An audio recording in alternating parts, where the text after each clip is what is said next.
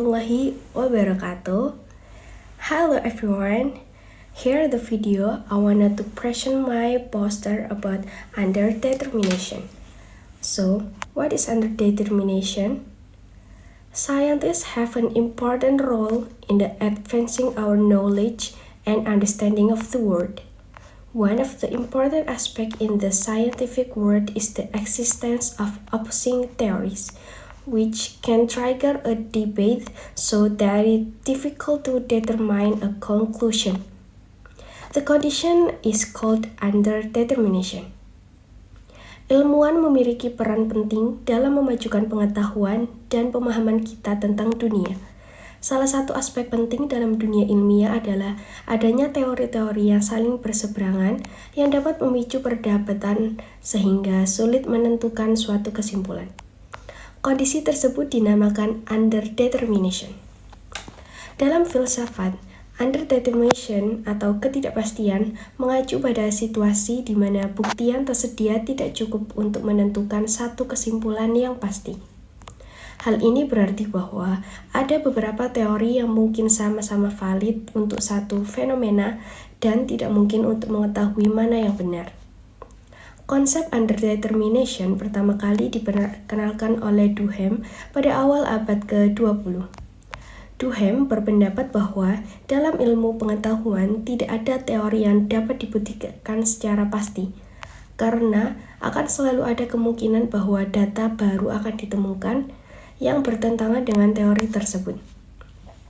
Oleh karena itu, bukti pengamatan diperlukan untuk mengevaluasi teori-teori ilmiah, namun bisa saja hal itu mungkin tidak cukup.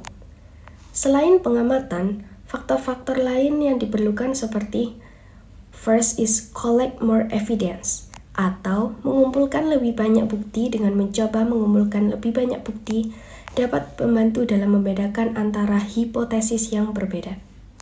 The second is about developing a new hypothesis, atau pengembangan hipotesis baru. Dengan mencoba pengembangan hipotesis yang baru yang lebih baik dalam menjelaskan fenomena tersebut. The last is accept underdetermination atau menerima underdetermination. Dapat menerima kenyataan bahwa underdetermination adalah bagian tak terelakkan dari penyelidikan ilmiah dan mungkin bahwa tidak selalu dapat untuk mengetahui mana dari hipotesis yang benar. Underdetermination is divided into two types, namely strong determination and weak determination. One is about strong determination. The strong determination occurs when there is no hypothesis that can explain all available evidence. In this case, there is no way to know which of the hypothesis is correct. Strong determination dapat terjadi ketika tidak ada hipotesis yang dapat menjelaskan semua bukti yang tersedia. Dalam kasus ini, tidak ada cara untuk mengetahui mana dari hipotesis yang benar. Contohnya adalah pertanyaan seperti, apakah kita dapat menyimpulkan dari pengalaman masa lalu tentang apa yang akan terjadi di masa depan? Dan bagaimana hubungan antara pikiran dan tubuh? Contoh lain dari determination kuat dalam IPA yaitu PCR atau Polymerase Chain Reaction.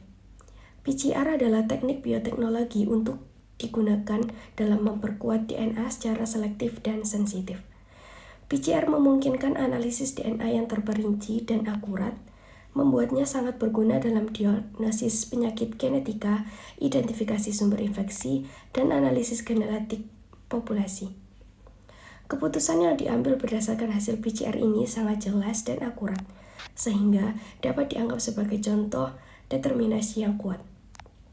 For the second is about weak determination. Weak determination occurs when there are several hypotheses that can explain most of the available evidence, but no hypothesis can explain all the evidence.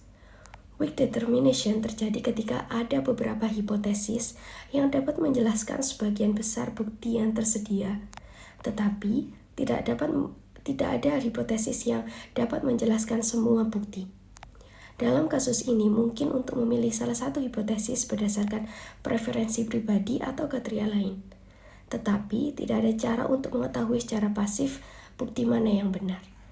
Contoh produk sains yang mencakup weak determination adalah GCMS atau Gas Chromatography Mass Spectrometry. GCMS adalah teknik analisa kimia untuk mengidentifikasi dan mengukur konsentrasi senyawa kimia dalam sampel. GCMS ini memungkinkan analisis senyawa kimia yang terperinci dan akurat, tetapi hasil analisis dapat dipengaruhi oleh variasi parameter analisis, seperti suhu, tekanan, dan waktu.